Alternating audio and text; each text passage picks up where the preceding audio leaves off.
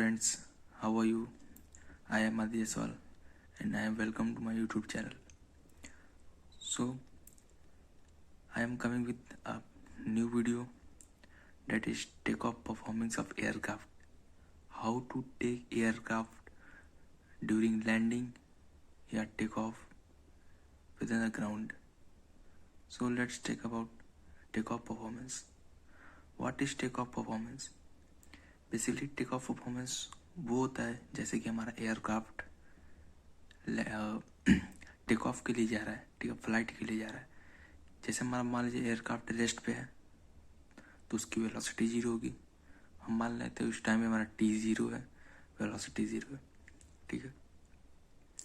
और जब हमारा एयरक्राफ्ट चलने लगा, चलते चलते जिस टाइम पे हमारा एयरक्राफ्ट टेक ऑफ करेगा, बट जैसे ही वो अपने नोज को अप करेगा उस टाइम पे, उस इंस्टेंट तक जो हमारे बीच का जो डिस्टेंस है, ठीक है, ड्यूरिंग टेक ऑफ और वेलोसिटी जीरो थी रेस्ट पे, उसके बीच का जो डिस्टेंस है वो डिस्टेंसेस, ये सारे चीज़ें टेक ऑफ परफॉर्मेंस उसी में देखना है।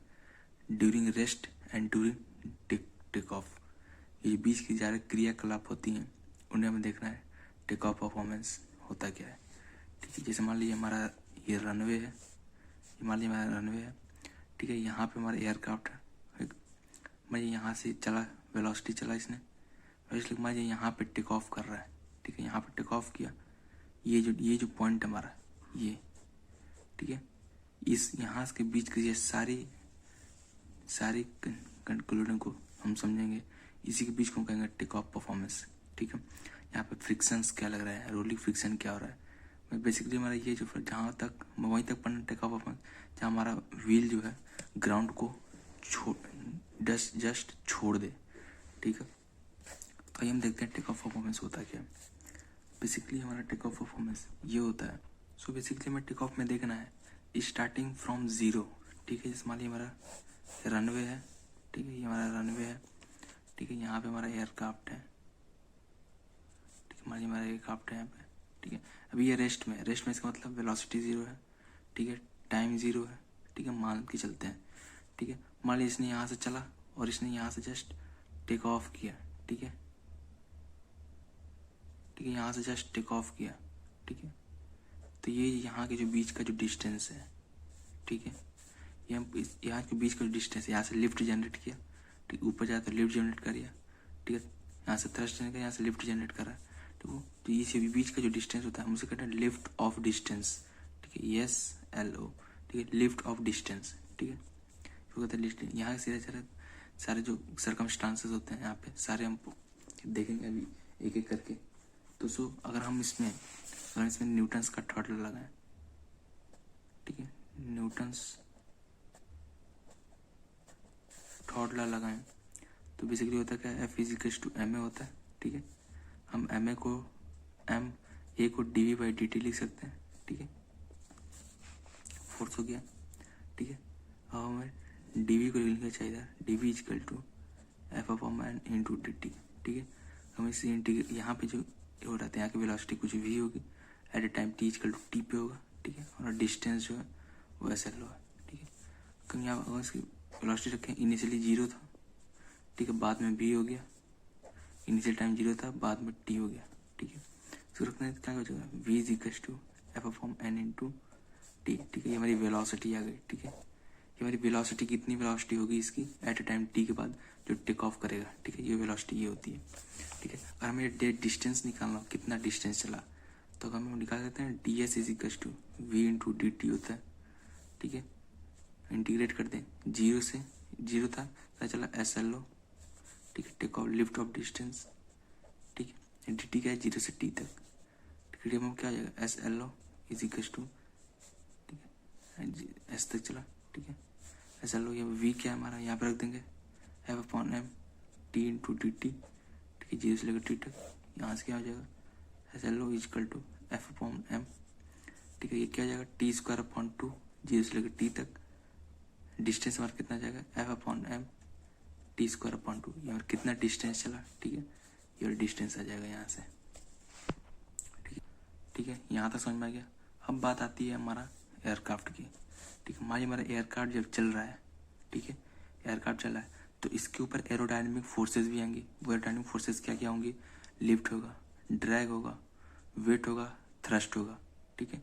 जब एयरक्राफ्ट ग्राउंड पे चल रहा है तो इसके व्हील की वजह से जो ग्राउंड पे जो भी जिनको फ्रिक्शन है, ठीक है, जो फ्रिक्शन लगता है मुझे कहते हैं rolling friction, nu of R, ठीक है, रोलिंग फ्रिक्शन कहते हैं, ठीक है।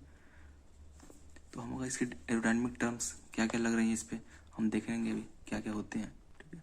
जब हमारा एयरक्राफ्ट आगे बढ़ रहा है तो बेसिकली क्या कर रहा है, एक जब आगे जाएगा, आगे जाने का मतलब क्या है, थ्रस्ट ज़्यादा है हमारा। जब आगे जा रहा है तो पीछे से कोई फ्रिक्शन भी तो लगेगा रोकने के लिए। वो जो फ्रिक्शंस होते हैं, एक हमारा होता है, ठीक है, रजिस्टिव, ठीक है, रजिस्टिव फ्रिक्शन क्या होता है, टोटल ड्रैग होता है प्लस ये हमारा एक होता है nu R coefficient friction, weight minus lift, ठीक है। ये हमारा रजिस्टिव फोर्स होता है, ये हमारा रजिस्टिव फोर्स है equal to drag plus coefficient of friction, rolling friction, W minus L, ठीक है। और ये जो कोएफिशिएंट फ्रिक्शन है ये तब तक वैलिड है जब तक हमारा एयरक्राफ्ट ग्राउंड से टच जाए, ठीक है, वो तभी के लिए। जैसे हमारा एयरक्राफ्ट ग्राउंड से छोड़ देगा तब ये फार्मूला वैलिड नहीं होगा। ये फार्मूला तभी वैलिड है जब तक हमारा एयरक्राफ्ट ग्राउंड से टचेबल है, ठीक है। और ये भी बात एक खास होती है टेक ऑफ के समय, जब हमारा एयरक्राफ्ट ये चलता है एयरक्राफ्ट, ठीक है, एयरक्राफ्ट टेक ऑफ लेते समय जो हमारे एरोडायनेमिक ड्रैगेज हैं वो कम होती है as due to compare to flight, जब हमारा फ्लाइट कर रहा होता है, ठीक है। इसका मतलब ये जब हमारा ऐसे जैसे हमारा एयरक्राफ्ट, जैसे मान लीजिए हमारा ये एयरक्राफ्ट है, पेन हमारा एयरक्राफ्ट है, ठीक है, जैसे हमारा ऐसे सरफेस पे जो चल रहा है ये फ्रिक्शन की वजह से ड्रैग क्रिएट कर रहा है। ये ड्रैग कम होगा जब हमारे इसको एरोडायनेमिक में से ऊपर की तरफ घुमाएंगे, ठीक है। अगर हम बात करें अपने टोटल नेट फोर्स इस पर कितना लग रहा है, ठीक है, नेट फोर्स हमारा क्या हो जाएगा, एफ नेट। थ्रस्ट जो आगे जा रहा है वो थ्रस्ट हमारा, ठीक है, आगे जा रहा है ड्रैग को, सारे ड्रैग को ओवरकम करके तो आगे जा रहा है, थ्रस्ट हमारा ज़्यादा है, माइनस और क्या क्या ड्रैग लग रही है, डी माइनस रजिस्टिव फोर्स। और रजिस्टिव फोर्स कितना है, T minus professor W minus L, ठीक है। अब इसको टी माइनस कॉमन ले ऐसे D plus nu R W minus L, ठीक है। तो ये हमारा क्या गया total net force. Net force क्या है हमारा, M dV अपॉन dt, ठीक है, ये आ गया। अगर आपने पढ़ा होगा लिफ्ट का, अगर फार्मूला आपको ध्यान होगा तो लिफ्ट का जो फार्मूला होता है वो half density velocity square area into coefficient of lift होती है। अगर हम ड्रैग की बात करें, ठीक है, टोटल ड्रैग की बात करें तो CD not parasite drag plus induce drag क्या होता है, कोफिशिएंट ऑफ लिफ्ट का square upon pi efficiency aspect ratio होता है, ठीक है, टोटल ड्रैग होता है। हम सारी चीज़ों को पुट करके हम अपना एस ऑफ कितना डिस्टेंस तक चला, ये सारी चीज़ पुट करके कितना डिस्टेंस चला और ये डिस्टेंस निकालना चाहें अगर तो हमारा डिस्टेंस कुछ ऐसे आता है, ठीक है। हमें प्रूव करने की जरूरत नहीं है डिस्टेंस कितना है, बस हमें ध्यान देने की जरूरत है, ठीक है। जो भी ऐसी नोटिस कर रहे हैं ध्यान देने की जरूरत है। और आया कितना, ये जो मैंने आता है ये हम सारी चीज़ें बात कर रहे हैं, ये सारी एयरक्राफ्ट की बात की, ये सारी चीज़ें बात की जेट इंजन के लिए, प्रोपेलर इंजन के लिए। जेट इंजन हमारा इफिशियंसी होता है एट एल्टीट्यूड का भी, उसे पिछले लेक्चर बताए थे। हमारा जो जेट इंजन होता है उसका थ्रस्ट जो होता है वो हाइट के साथ वेरी नहीं करता, इसलिए हम जेट इंजन को ज़्यादा प्रेफर करते हैं। अगर आपको वीडियो नहीं देखा हो तो पिछले लेक्चर में जरूर देखिएगा उसको। अगर हम इसका डिस्टेंस लगाना चाहें तो 1.44 वेट का स्क्वायर अपॉन ग्रेविटी, ठीक है, ग्रेविटी और density coefficient of lift at maximum area और T minus D plus nu R as coefficient of lift, ठीक है, ये आता है, ठीक है, ये इंपॉर्टेंट है। यहाँ से अगर ये चीज़ें फार्मूला पता होगा आपको पता चल जाएगा जो डिस्टेंस है वो वेट के स्क्वायर के डायरेक्टली प्रोपोर्शनल है। अगर हम वेट को दोगुना कर दें, ठीक है, समझ देख रहे हैं ना, लिफ्ट को डिस्टेंस जो वो डायरेक्टली प्रोपोर्शनल टू वेट के स्क्वायर का प्रोपोर्शनल है, ठीक है। अगर हम वेट को 2 टाइम्स कर दें, ठीक है, तो हमारा जो डिस्टेंस है वो 4 टाइम्स ज़्यादा हो जाएगा, ठीक है, 4 टाइम्स ज़्यादा होता है। इसलिए हमारे देखते हैं हॉट समर डे में क्या होता है, हॉट समर डेंसिटी कम होती है। जब डेंसिटी कम होती है तो वेट कम होगी, जब वेट कम होगी, डेंसिटी कम है ना, हमारी डेंसिटी कम है तो लिफ्ट क्या चाहिए, हम यहाँ देखते हैं लिफ्ट है वो डिफिनेट टू डेंसिटी का स्क्वायर, ठीक है, ये 2 चीज़ इंपॉर्टेंट होती है, ठीक है। इक्विवेलेंट वेट का डायरेक्ट प्रोपोर्शनल होता है और डेंसिटी का इनवर्स प्रोपोर्शनल होता है, ठीक है। जब हमारा हॉट समर क्या होता है, डेंसिटी कम होता है, जब हमारा डेंसिटी कम होता है, ठीक है, तो हमारा क्या हो जाएगा, जो डिस्टेंस है वो ज़्यादा चाहिए, ठीक है, हॉट समर डे में। और एक चीज़ आपको बतानी थी, जो बेसिकली आपने कभी कभी कारों में देखा होगा, रेसिंग कार में जो पीछे जो होता है स्पॉइलर लगा होता है, जो पीछे हमारे रेसिंग कार होती हैं उसमें पीछे स्पॉइलर लगा होता है, ठीक है। स्पॉइलर क्या करता है, स्पॉइलर काम ये करता है उसमें, ठीक है, बेसिकली स्पॉइलर काम ये करता है, जो हमारी आगे से जो एयर आ रही है, ठीक है, ये हमारी कार है, ठीक है, आगे से जो एयर आ रही है, ठीक है, जैसे हमारी ये कार है,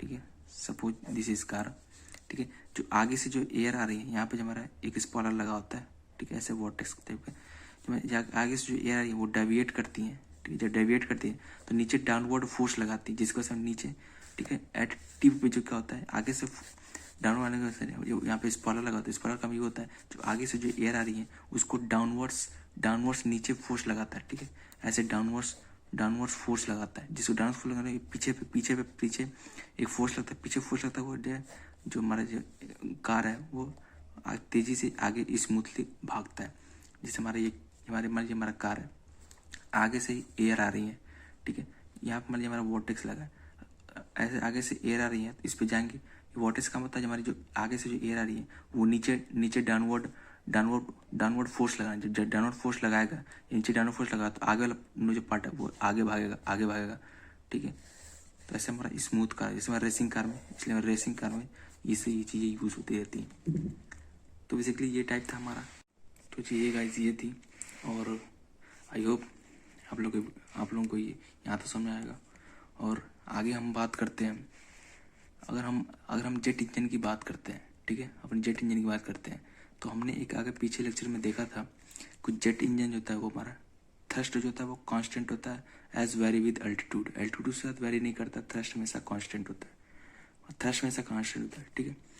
अगर हम ये हमारा जो है, ठीक है, ये है ना थ्रस्ट माइनस दिस ड्रैग, ठीक है, अगर हम एज्यूम कर लें, ठीक है, अपनी इक्वेशन को सिंप्लीफाई करने के लिए अगर हम एज्यूम कर लें हमारा जो थ्रस्ट है मच हाई है एज कम्पेयर टू दिस, ठीक है, अगर ये हमारा थ्रस्ट बहुत ज़्यादा है और इसके अलावा, तो क्या हम इसको थ्रस्ट के अलावा इसको निगलेक्ट कर सकते हैं, जीरो मान सकते हैं, ठीक है, अगर जीरो मान सकते हैं, ठीक है, तो थ्रस्ट यहाँ पे क्या हो जाएगा, जीरो मानेंगे तो ये हमारा टर्म क्या हो जाएगा, पूरा निगलेक्ट हो जाएगा, ठीक है, निगलेक्ट हो जाएगा। तो निगलेक्ट होने के लिए अगर नेगेटिव हो जाएगा तो क्या बचेगा हमारा, ये जीरो हो जाएगा, तो बचेगा क्या बेसिकली एस ऑफ